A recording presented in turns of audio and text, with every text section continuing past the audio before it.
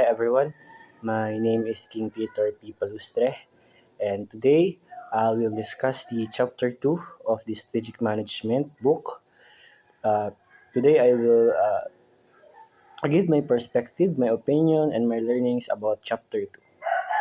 In the contemporary business landscape, the concept of strategy has evolved from rigid decade-long roadmap and to living, breathing process as continuous. Navigation as explored in the strategy in a dynamic world, which is a chapter 2, the traditional 5-year plan is often rendered obsolete by uh, a rapid uh, technological shifts, market disruption, and unexpected global events. So instead of modern strategy relies on strategic long term, which is anchored by a permanent sense of purpose and vision, but executed through a short term agility and strategic flexibility. So this duality po requires a delicate balance. While the strategic thinking is the fuel for creativity and pattern recognition to envision future possibilities. Strategic planning po provides the necessary discipline and resources, uh, allocation, and accountability to turn those vision into reality. A critical takeaway from this framework is that strategy is inherently human endeavor or problem, or rather than a mere technical exercise. As the reference in the book, Peter Drucker famous noted that culture is a strategy for breakfast. So implying that even the most brilliant financial model will fail if the organization culture is toxic and resistant to change. Then the strategic success depends on the strategic EQ. So the leadership must have the leadership ability to motivate the employees, empower them to align individual aspiration with corporate goals. So in high stakes environments, that human side of strategy involves navigation or navigating organization, uh, then politics and managing psychological journey of change and fostering a human-centered approach that uses empathy to understand the needs of customers. So the employee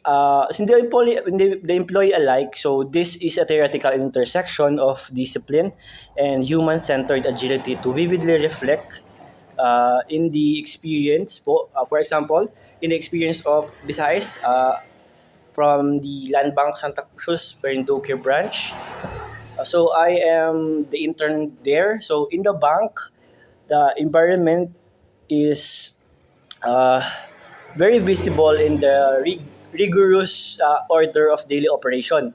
So my task of sorting transaction slips, for instance, is not merely for a clerical duty. So it is a fundamental unit of the banking broader strategy to maintain financial integrity and operational excellence. So this repetitive discipline works ensure that the bank is guiding is guiding stars. So its vision of countryside development and financial stability are supported by foundation of accurate, reliable data. Furthermore, the social process of the strategy described in the textbook po is becoming intangible through a intersection with the LBP staff and my fellow OJT mates. Um, yung my OJT mates, which are Jessica, Rachel, and Ivan, I observed firsthand how leadership and culture influence execution. A bank operates in a constant state of environmental uncertainty, from a fluctuating interest rates to digital transformation of banking services. However, the resilience of the Santa Cruz branch uh, stems from a culture of collaboration and clear communication. By assisting the staff and engaging in the branch daily workflow, I learned that that a successful strategy is crafted through a informal learning and interpersonal dynamics, just as much as the or just as much as it planned through formal procedure. Ultimately, both textbooks and internship texts teach me the same vital lesson. So strategy is a continuous loop of thinking and doing, whether it is a global corporation uh, like in a textbook like Netflix pivoting its entire business model, or an intern at Land Bank ensuring that uh, every transaction slips is perfectly accounted for, the goal remains the same. So we must remain anchored in our purpose while staying flexible enough to adapt to world that never stop changing. So strategic thinking provides a compass, but it is a it is a disciplined execution and a human connection within the organization. Uh, it truly drives the journey forward, the the land bank landscape or the banking landscape.